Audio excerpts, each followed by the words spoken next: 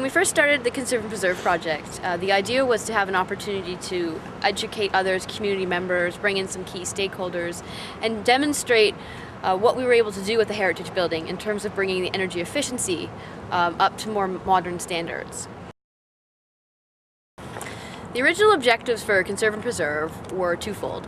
It was an opportunity to provide some education around heritage homes and how to hopefully bring them up to more energy efficient standards. Through our work that we're doing on this building, it was an opportunity to provide some education workshops and opportunities for the community members, other contractors in the field, stakeholders, and building owners and operators of heritage homes, but older homes as well. The other objective was to really create a new way of working with these buildings, provide some sort of resource in terms of materials or a demonstration building for people to come to see how they can create opportunities and find opportunities in their older buildings. When we first went down the road of moving into the Shepherd House here, we did an energy audit because we wanted to know what the realities were about operating this building. What were the costs? What were the key energy deficiencies? Perhaps things we wouldn't know about this building.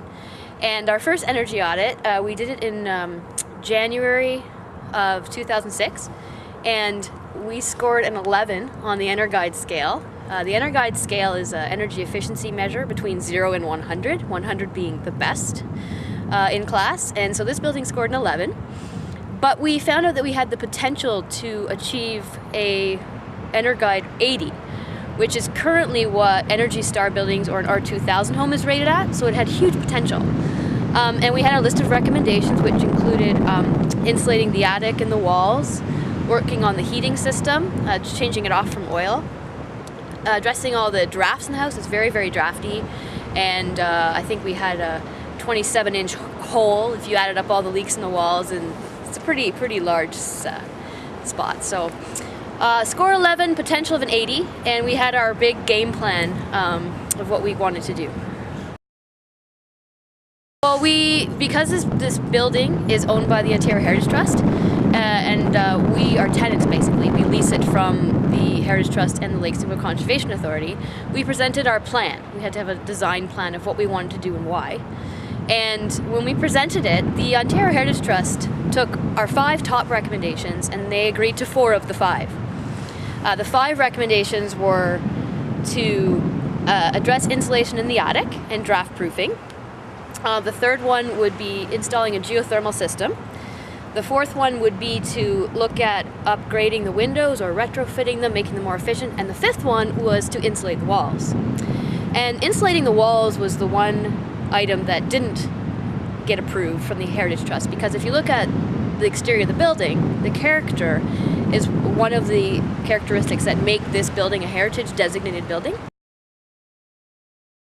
The walls were the key to our whole energy efficiency plan. By insulating the walls in the building, we would be able to bring down our design heat loss for the building. And a design heat loss is the amount of heat energy required to heat a building on the coldest day of the winter efficiently. And right now, without any insulation in the walls, the design heat loss is so large that it's not economically or efficient to put in a new heating system. We would need, in order to do geothermal, we'd need several football fields worth of land probably, and that's just really costly. So if by insulating the walls and bringing down the design heat loss, then we can have a more affordable energy system to heat the house. So because that item, the insulating the walls, was not approved, we had to take a total step back, and we're at the point now where we're looking at a different type of approach, perhaps a renewable energy plan instead of an energy efficiency plan.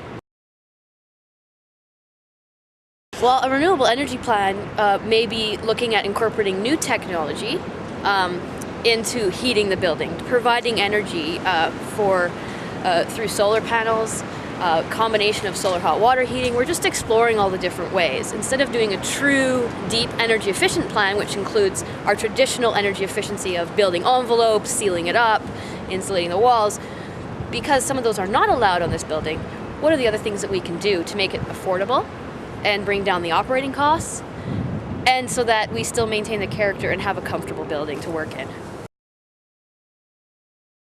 Participants from all different walks of life and expertise come together for a series of 3 days to collaborate Their input, their expertise, and their experience dealing with heritage homes or energy efficiency or architecture, perhaps their contracting work they may do, and really put their input into what we wanted to design, which was a guidebook.